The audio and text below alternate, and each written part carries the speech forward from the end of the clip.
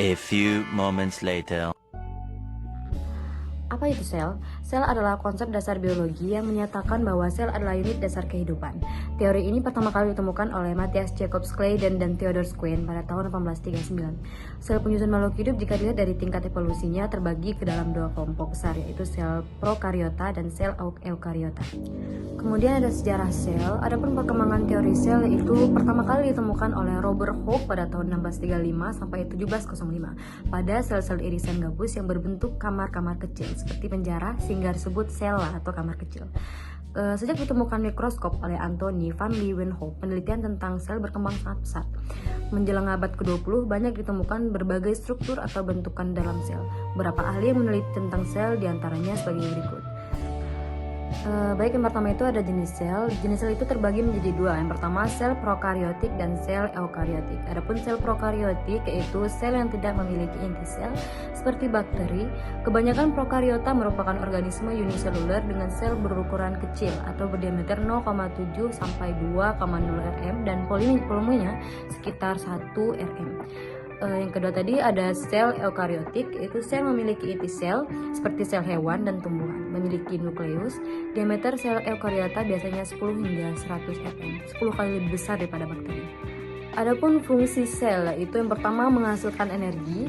Sel dapat menghasilkan energi melalui proses metabolisme. Yang kedua, mensintesis protein. Sel dapat mensintesis protein yang diperlukan untuk pertumbuhan dan perkembangan makhluk hidup. Yang ketiga, mengatur aktivitas sel. Sel dapat mengatur aktivitas sel melalui proses pengaturan genetik.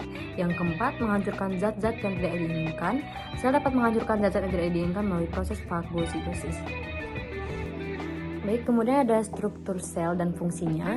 Yang pertama itu ada membran sel. Fungsi dari membran sel itu juga mengatur apa yang masuk dan keluar dari sel, melindungi sel dari lingkungan di luar. Kemudian ada sitoplasma. Fungsinya itu mengisi sel, mengandung organel dan molekul yang diperlukan untuk proses seluler.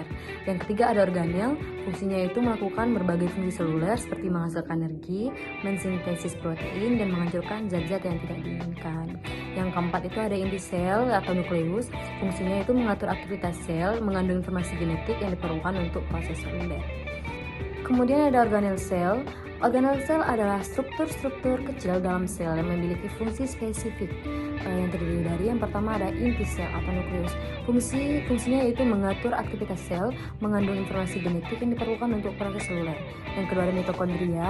Fungsinya yaitu menghasilkan energi untuk sel melalui proses respirasi seluler. Yang ketiga dari bosom. Fungsinya yaitu mensintesis protein yang diperlukan untuk proses seluler.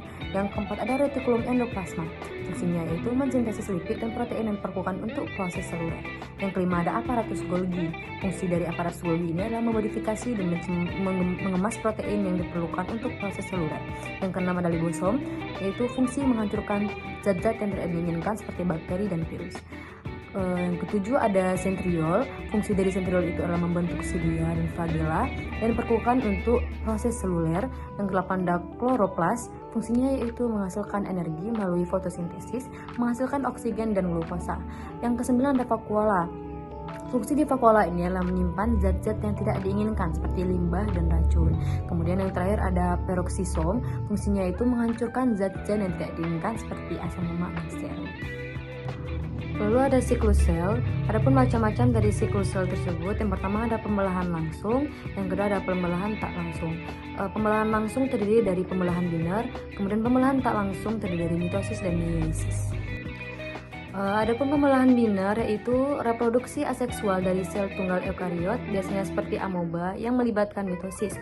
Selain itu, organisme prokariot seperti bakteri juga bereproduksi dengan pembelahan biner. Contohnya terdapat pada Escherichia coli. Kemudian ada pembelahan yang tidak langsung, itu terbagi menjadi dua. Yang pertama ada mitosis, yang kedua ada meiosis. Adapun mitosis terdiri dari profase, metafase, anafase, telofase, dan sitokinesis.